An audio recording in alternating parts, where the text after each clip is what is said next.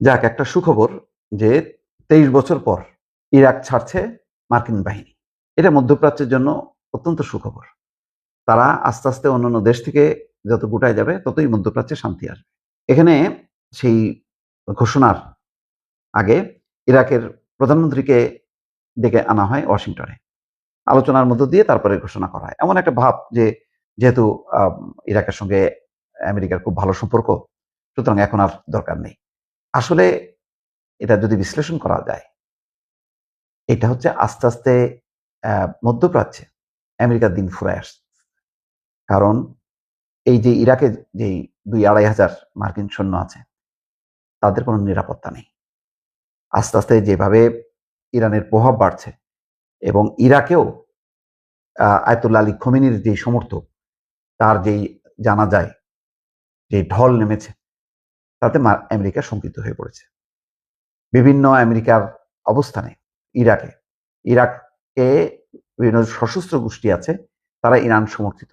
সেই ইরান সমর্থিত সশস্ত্র গোষ্ঠীগুলো ইরাকে অবস্থিত আমেরিকার ঘাঁটিগুলোকে স্বস্তি দিচ্ছে না, বারংবার হামলা চালাচ্ছে। তো এখন দিন যত যাচ্ছে ততই পরিস্থিতি নাজুক হচ্ছে। এই অবস্থায় খুব কৌশলে ডোনাল্ড ট্রাম্প আমেরিকান বাহিনীকে সরায় আনতেছে। কারণ হামলা যখন জোরদার হবে, আমেরিকান সৈন্য যখন মারা যেতে থাকবে, তার প্রতিক্রিয়া হবে দেশে।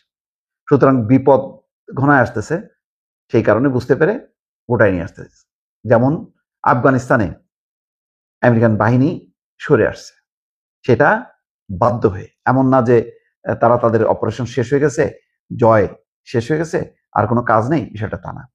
যাই হোক, সেই লজ্জাটা ঢাকার জন্য তারা ইরাকের যে প্রধানমন্ত্রী আলী আল জাইদির সঙ্গে বৈঠক করছে ডোনাল্ড ট্রাম্প। সেখানে ডোনাল্ড ট্রাম্প বলতেছে, আমাদের মনে হয় সেখানে আর সামরিক উপস্থিতির প্রয়োজন নেই। একই সঙ্গে তিনি যুক্তরাষ্ট্রের তেল কোম্পানিগুলোর সঙ্গে ইরাকের ক্রমবর্ধমান সম্পর্কের কথা উল্লেখ করেন। অনুবাদকের মাধ্যমে কথা বলার সময় ইরাকি প্রধানমন্ত্রী আলী আল জাইদি জানান, আগামী ৩০শে সেপ্টেম্বরের মধ্যে ইরাক থেকে মার্কিন বাহিনী সম্পূর্ণ চলে যাবে, তবে মার্কিন কোম্পানিগুলো ইরাকের ভেতরেই থাকবে। মানে একটা সান্ত্বনা আর কি, যা কি ইরা মানে আমেরিকান কোম্পানিগুলো থাকবে, তারা তেল উত্তোলন করবে, যেহেতু একটা দীর্ঘমেয়াদী কন্ট্রাক্ট আছে।